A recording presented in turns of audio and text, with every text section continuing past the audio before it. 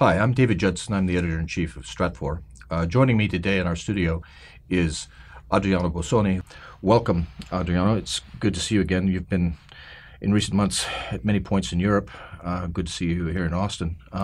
And today we're going to talk about Euroskepticism and the continuing balancing act between the idea of European identity and nation-state nationalism.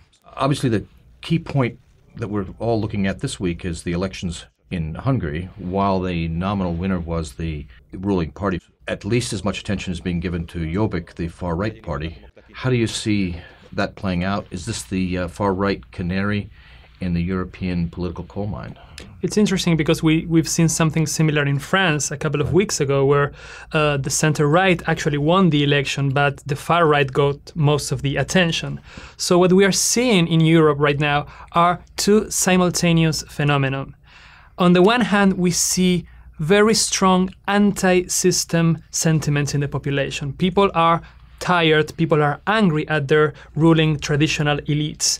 And at the same time, we see that in many cases, that anti-system sentiment also takes a nationalist form, in the sense of parties that criticize many aspects of globalization in general and the process of European integration in particular.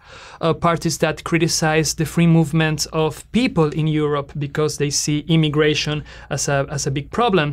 Parties that criticize the process of financial and economic integration in Europe. They criticize the Eurozone. They criticize free trade. So the crisis in Europe, which is leading to rising rates of unemployment and rising rates of popular anger at the ruling elites, is reigniting these nationalist feelings in Europe that were always there, but now are becoming particularly strong and visible.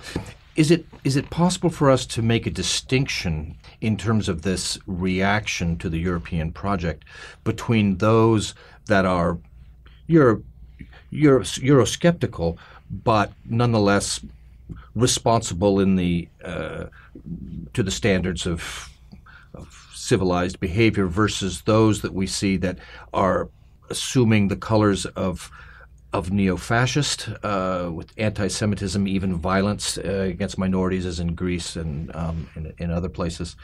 Can you explain that distinction or amplify on that? Yes, of course. We have to keep in mind that not all these parties are the same, and not all these parties have exactly the same view on issues such as immigration or economic integration. And as you said, we have seen parties that are more closely connected to violence and to actually having gangs on the streets beating up immigrants. We've seen that in Hungary a couple of years ago. We saw that in Greece a couple of years ago. Whereas in other countries, mostly in Western Europe, we see a process of these parties trying to become more acceptable for the population, cleaning up their images, getting rid of the more extremist members, just to be seen as acceptable for a broader segment of the population. The more you try to appeal to the center or to independent voters, the more likely you are to try to just present yourself in a more acceptable view. So yes, parties are very different from country to country.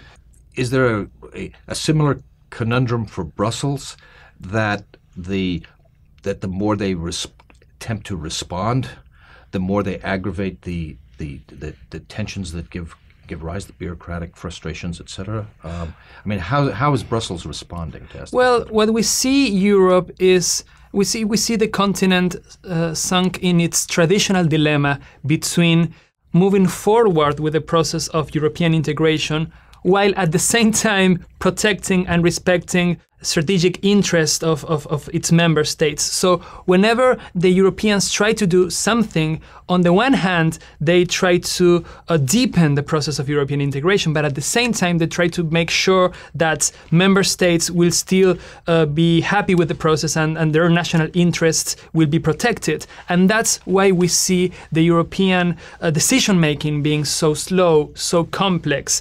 To a large extent, this has allowed for the European Union to be alive for 6 decades now. At the same time, in times of crisis, this permanent dilemma becomes more evident and becomes more problematic. Real quickly, I mean, what is the trajectory of these centrifugal forces? We have, a referendum coming perhaps in Scotland. We have the debate going on with Catalonia in Spain. Are we going to see the spinning off of the various pieces of the European Union? Well, what we are already seeing, and this is something that Stratfor identified a long time ago, is a process of political fragmentation in the European Union. We said a long time ago that the crisis was no longer a financial crisis or a debt crisis, but a political crisis that is threatening the foundations of the European Union. First, there was a clear divide between members of the Eurozone and countries that were not members of the Eurozone. But now we are also seeing internal division within those blocs. We see a northern bloc doing its own thing. We see Mediterranean Europe reacting to that. We see countries such as the United Kingdom saying, well, maybe this process of integration has gone too far. And we see countries like Hungary saying, well, national economies are still national economies and the European Union cannot take away more sovereignty from us. So we are in the middle of a process of political fragmentation that will only get deeper as time goes by. So complex and sure to get more so. These are all issues we'll be watching here at Stratfor and reporting back to you on. Please visit us at stratfor.com. Thank you.